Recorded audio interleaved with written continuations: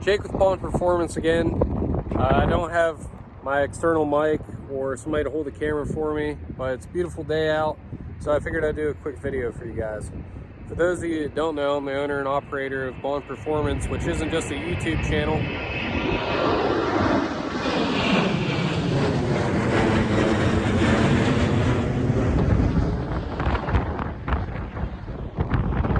Sorry about that, noisy neighbors. It's also my own line of intercoolers and exhaust parts for these cars. I'll show some of that stuff at the end for those of you guys that don't want my big sales pitch. But anyway, back to the topic. What is the best power mod or supporting mod for these cars? Full mount intercooler or direct replacement intercooler? The downpipe. Now, man, I'm not going to get into the intercooler debate because at the end of the day, it comes down to what quality and fitment you're comfortable with. Obviously, mine's made right here in the Carolinas by me personally. Basically, everything else is made in China. It's fairly quick. Direct replacement is intercooler.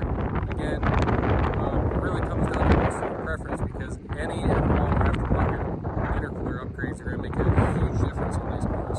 The stock one is completely not up to the task. And don't even think about the OEM S3 or Golf R intercooler as it's not even really a measurable upgrade. So, a lot of guys, I would say 90% of guys who are familiar with this platform will say, oh man, you gotta get a downpipe. Now, obviously, I'd like to sell you both, but that's not in the budget for everybody. And some people live in states where inspection can be a big problem as well.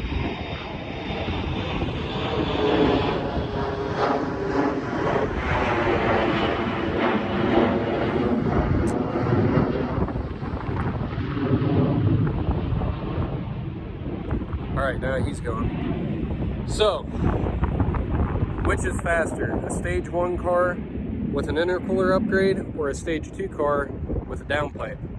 To be honest, it's going to be a stage 1 car 90% of the time because weather is such a factor. Now, if you live in Antarctica and it's always freezing cold, you're probably not going to be doing any street racing anyway.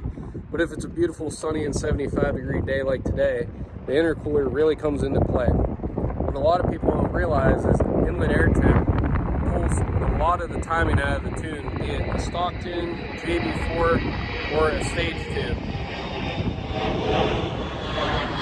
These guys are noisy. Alright, maybe I should finish this video in the car. I'll wrap this video up from the car where it's a little more quiet. Not perfectly quiet because I've got BFI stage 2 mounts all the way around.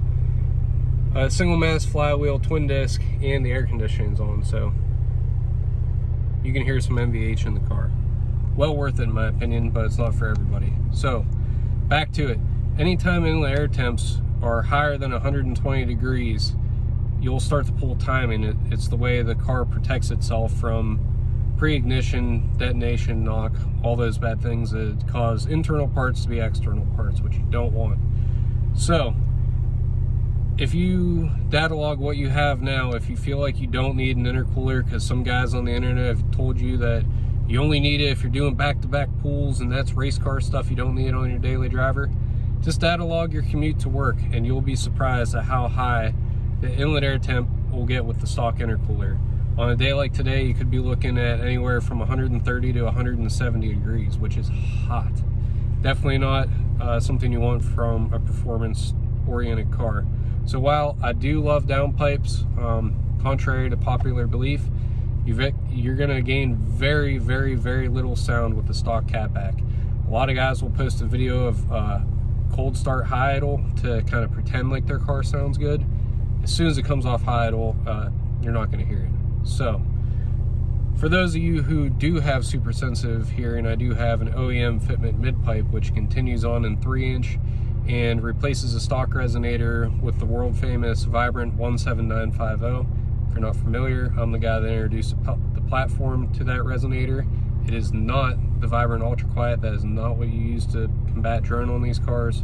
Tons of bad information on that as well. But anyway, just to keep it short, sweet, and on topic, if you're torn between downpipe or an intercooler upgrade and you can't have both, I would highly recommend you consider an intercooler. Thanks for watching. comment, like, subscribe, all that fun stuff below. If you're in the market, stick around, check out some of my parts for these cars. I've got everything mild to wild, from just a downpipe or a downpipe and a mid-pipe all the way through valved turbo back exhaust. There's the less aggressive and aggressive, or the two original systems, but I've also got two quieter versions called the Stealth, catback or turbo back, depending on which way you'd want to order it. And two different sizes of front mount intercoolers, the V1 for the guys that are running anything below up to 450 wheel horsepower, not just claiming high crank numbers, 450, an actual 450 at the wheels. So basically any size turbo without multi-port injection fueling. If you're going to move up to second set of injectors in the manifold, aka MPI, you'd want to consider my V2 intercooler, which does require crash bar cutting, but other than that, bolts right up just like the V1, which requires no cutting. So I'll drop some stuff on that at the end. My email will be in the description. That's the best way to get a hold of me for parts inquiries. And yeah, thanks for watching.